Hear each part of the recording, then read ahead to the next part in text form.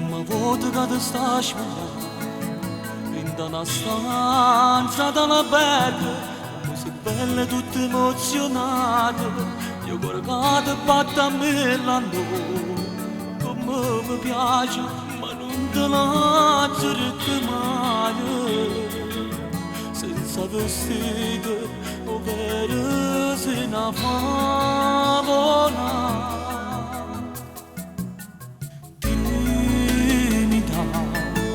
Sta smogliando, ma come se termina.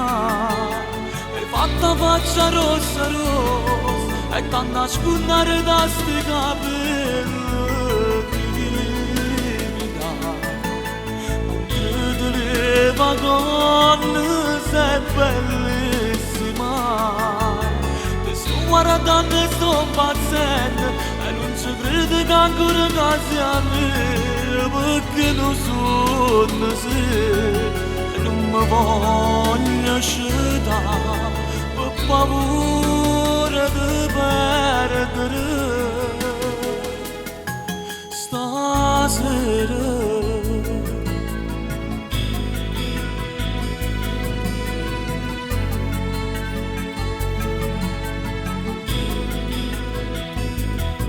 Tenenmi solo un'ora per favore da soletto con gente, perché sto bene come un fuoco e non stiamo bruciando a poco, come mi piace che sta bella pare fatta sete. Io voglio te che sta salendo in cielo.